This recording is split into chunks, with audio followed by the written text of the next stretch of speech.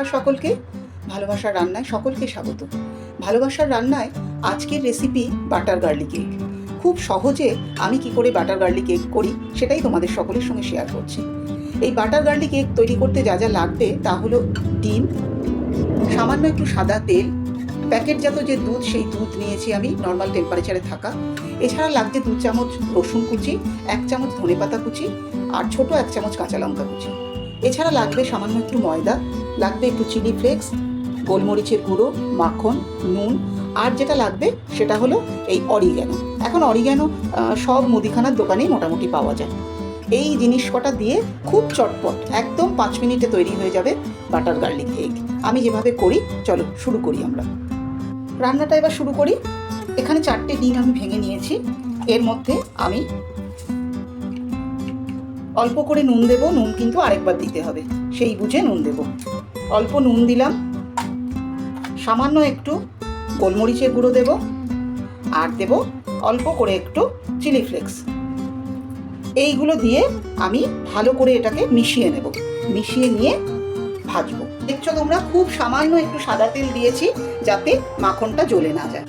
মাখনটা প্রায় মেল্ট হয়ে এসেছে, চারিদিকটা মাখিয়ে নিচ্ছি। আঁচ কিন্তু বারবার বলছি লো মিডিয়াম রাখতে হবে। আঁচ এই রান্নাটায় আঁচটা বেশি বাড়ানো যাবে না। এই ডিমটা খুব ভালো করে ফেটিয়ে নিয়েছি। একই ডাইরেকশানে ফেটালে ভালো হয়। এবার আমি এটা এখানে দিয়ে দিলাম। মাখন গলে গেছে, এটা দিয়ে দিলাম। এখানেও একটা বিষয় আছে, প্রথমেই একদম নাড়বো না, একটুখানি 30 সেকেন্ড মতো এটাকে হতে দেব, তারপরে খুব হালকা হালকা নাড়বো। দেখো 30 সেকেন্ড মতো নাড়াইনি আমি, তারপরে এটা খুব হালকা, এই যে ডিমটা তৈরি হচ্ছে, এই স্ক্রাম্বল এগ যে আমরা বানাবো সেটার টুকরোগুলো একটু বড় হবে, তাই এটা বেশি ঘাটলে ডিমে ভুজিয়া হয়ে যাবে। তাই এটা বেশি ঘাটা যাবে না, খুব হালকা হাতে একটু করে নেড়ে দেব।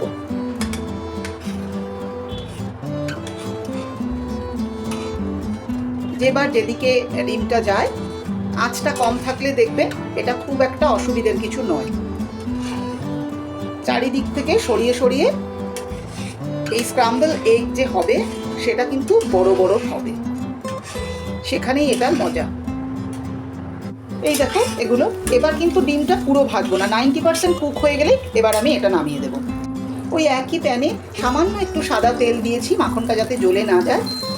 আবার যেরকম আগেরবার মাখন দিয়েছিলাম ঠিক সেরকম একটু মাখন দিলাম। এবার এই মাখনটা জ্বলতে দেব না, তার আগেই আমি গলে গেছে এবার রসুনগুলো দিয়ে দেবো। একদম কম আঁচে রসুনটা কিন্তু ভাজতে হবে, রসুনের পুরো গন্ধটা এর মধ্যে আসবে। এই দেখুন রসুনটা একদম কম আঁচে ভাজা হবে। এখানে কিন্তু রসুনের রং আসলে হবে না। এবার আমি এর মধ্যে কাঁচা লঙ্কা দিয়ে দিলাম। দিয়ে দিচ্ছি আমি এর মধ্যে একটু চিলি ফ্লেক্স, যেহেতু আগে দিয়েছি অল্পই দেব। দেব একটু গোলমরিচ, অল্প করেই দেব। এগুলো একটু মিলিয়ে মিশিয়ে নেব। নিয়ে এর মধ্যে এবার আমি ময়দা দেব। এই 1 চামচ ময়দা দিলাম। এই ময়দাটা ভালো করে এটার সঙ্গে ভেজে নেব। আঁচ কিন্তু কম থাকবে।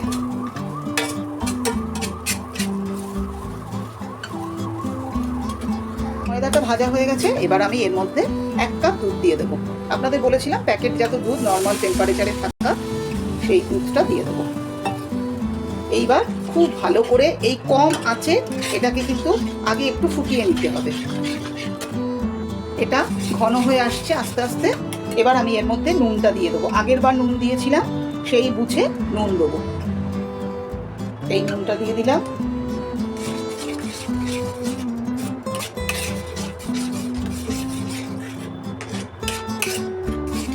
দিয়ে আর একটু মিশিয়ে নেব। এইটা হয়ে গেছে। এর মধ্যে এবার ডিমগুলো মিশিয়ে দিলাম। দিয়ে কম আঁচই থাকবে কিন্তু, এই আঁচে এটাকে ভালো করে মিলিয়ে মিশিয়ে নেব। এর মধ্যে একটু অরিগ্যানো দেবো, খুব সামান্যই লাগবে, অসুবিধার কিছু নেই। এই অরিগ্যানোটা দিলাম, ভালো করে মিশিয়ে দেবো। এটা আমাদের মোটামুটি রেডি। এবার এই ধনেপাতার কুচিটা দিয়ে দেবো। ভালো করে মিলিয়ে মিশিয়ে দিয়েছি অরিগ্যানো, ধনেপাতা, বাকি সব কিছু। এবার আমি ওভেন বন্ধ করে দেবো।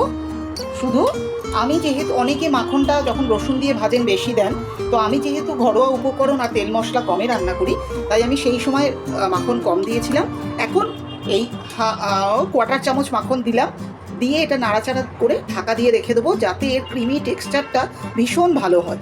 তৈরি হয়ে গেছে আমাদের আজকের রেসিপি বাটার গার্লিক কেক। এইটা তৈরি করার পরে 1 মিনিট আমি স্ট্যান্ডিং টাইমে ঢেকে রেখেছিলাম, তারপরে সার্ভ করে দিয়েছি। এটা বেশিক্ষণ ঢেকে রাখলে ডিমগুলো ওভার কুক হয়ে যাবে, শক্ত হয়ে যাবে, তাতে এর টেস্ট ভালো হবে না।